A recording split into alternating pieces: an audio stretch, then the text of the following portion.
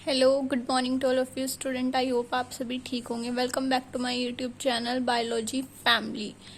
Last हमने discuss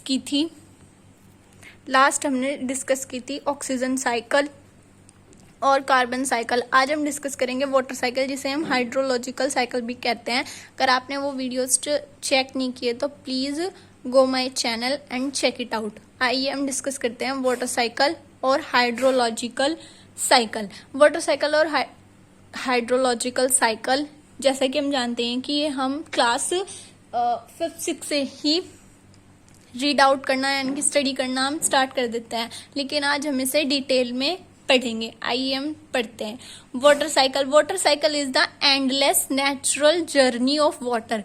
it means जो water cycle है वो वाटर की जर्नी है, एंडलेस। नेचुरली वाटर की जर्नी है एंडलेस। वाटर मूविंग, जो बहता पानी है, फ्लो कर रहा है कहाँ से? Water through earth.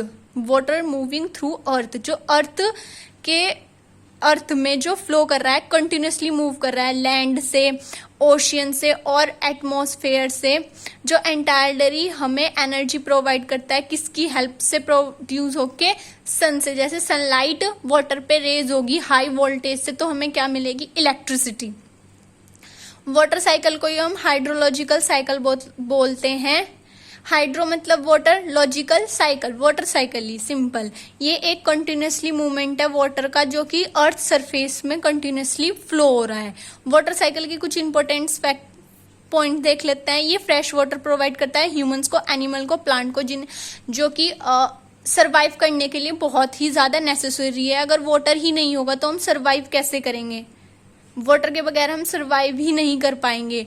ये मेंटेन कैसे करता है? रिवर्स में हैवी रेनफॉल जैसे होती है तो वाटर स्टोर करने के लिए अर्थ पे कैसे स्टोर होता है? वो रेन वाटर हार्वेस्टिंग करते हैं हम आर्टिफिशियली, लेकिन अगर नेचुरली देखें तो कैसे होता है? ग्राउंड वाटर की फॉर्म में, लेक, रिवर और माउंटेन रिवर्स के फ्लो में, स्प्रिंग, झरने, उसके थ्रू भी ये होता है। रेगुलेट अर्थ पे क्लाइमेट और वेदर को रेगुलेट करने में ये हेल्प करता है। एग्रीकल्चर में इकोसिस्टम को बैलेंस और सपोर्ट करने में हेल्प करता है।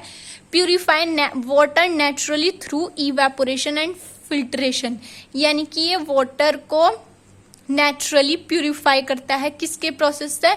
इवेपोरेशन से और फिल्ट्रेशन से। इवेपोरेशन, जो वाटर मॉलिक्यूल भाप बन के एटमॉस्फेयर में मिक्स हो जाते हैं। फिर stages of water cycle. Water cycle कितने स्टेजेस में डिवाइडेड है?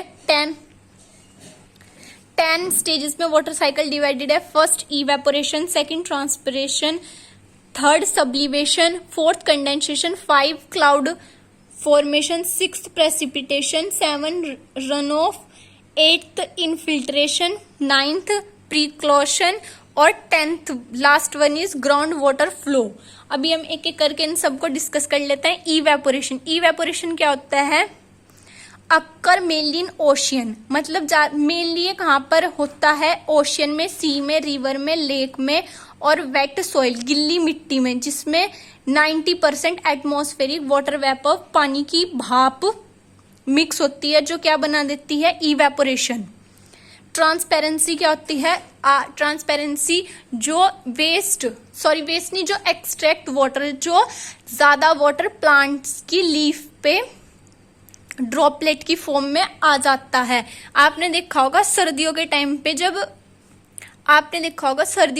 पे जब ओस पड़ती है, मतलब ड्यू पड़ती है, तो वाटर, मतलब जितना प्लांट को जरूरत होती है वो उतना वाटर उससे अब्जॉर्व कर लेता है, और जो रेस्ट उसके पास बच जाता है वो उसकी लीफ पे स्टोर हो जाता है, जो ड्रॉप की फॉर्म में अर्थ पे गिरता है। तो वही होती है transparency. Plant absorb water through their roots, और वाटर ट्रेवल करता है प्लांट में, रिलीज टाइनी पोर, जो उससे एक्सट्रैक्ट या उससे ज्यादा हो जाता है, वो उसके लीव्स में टाइनी पोर प्रेजेंट होता है, जिसे स्टोमेटा बोलते हैं। वो वाटर ड्रॉपलेट की फॉर्म में या वाटर वेपर की फॉर्म में रिलीज हो जाता है। फिर नेक्स्ट थर्ड क्या है? सब्लिवेशन एक डायरेक्ट कन्वर्जन प्रोसेस होता है, जिसमें स्नो से डायरेक्ट वाटर वेपर बन जाते हैं, ना लिक्विड वाली स्टेज उसमें नहीं होती।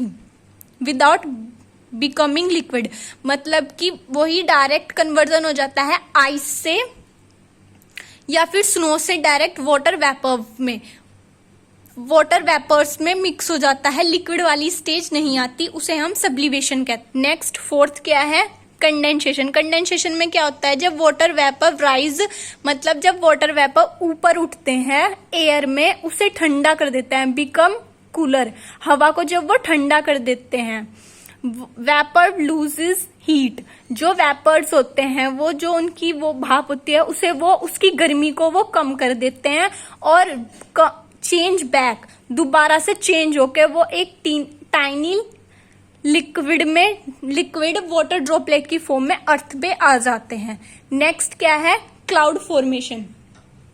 नेक्स्ट फिफ्थ स्टेप क्या है, क्लाउड फॉर्मेशन, बादलों का बनना। इस कैसे बनते हैं ये, टाइनी कंडेंस ड्रॉपलेट, मतलब जो कंडेंस ड्रॉपलेट होती हैं वो डस्ट या फिर सॉल्ट पार्टिकल में मिक्स अटैच होती हैं और फिर वो एटमॉस्फेयर में उनके साथ अटैच होके मिक्स हो जाती हैं, जिससे मिलियंस ऑफ ड्रॉपलेट बन के एक क्लाउड फॉर्म कर देते हैं। फिर ट्रांसपेरेंसी होती है। नेक्स्ट स्टेप क्या है, ट्रांसपेरेंसी, जिसमें क्लाउड ड्रॉपलेट की फॉर्म में हैवी ड्रॉपलेट बिकम हैवी, जब क्लाउड ड्रॉपलेट उसके बहुत ज्यादा हैवी हो जाते हैं, स्टे नहीं कर पाते हैं, तो वो अर्थ पर गिर जाते हैं प्रेसिपिटेशन की फॉर्म में, जिसमें क्या हम इंक्लूड करते हैं, जैसे कि स्नो की फॉर्म में, स्नोफॉल की फॉर्म में, हेल, ओले, रेन, बारिश की फॉर्म में, इस फॉर्म में वो अर्थ पर गिर जाते हैं। Seventh, run of. Run of क्या होता है,